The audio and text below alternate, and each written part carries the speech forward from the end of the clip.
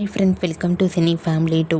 గుప్పెడంత మనసు సీరియల్ అతి త్వరలో ఎండ్ కాబోతుందన్న విషయం మనందరికీ తెలిసిందే.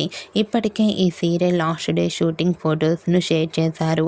ఆ ఫొటోస్ సోషల్ మీడియాలో బాగా వైరల్ అవుతున్నాయి.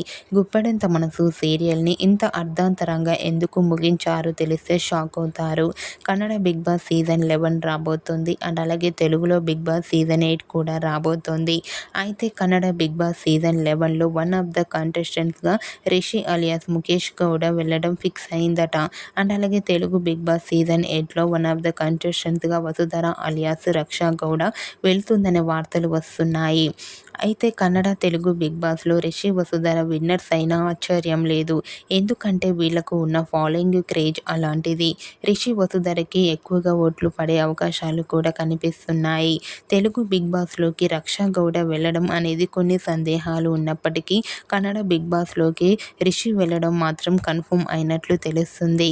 ఈ న్యూస్ తెలుసుకున్న గుప్పెడంత మనసు సీరియల్ ఫ్యాన్స్ అందరూ రిషి వసుధర బిగ్ బాస్ హౌస్లోకి ఎప్పుడు వస్తారా అని ఎదురు చూస్తున్నామంటూ కామెంట్ చేస్తున్నారు.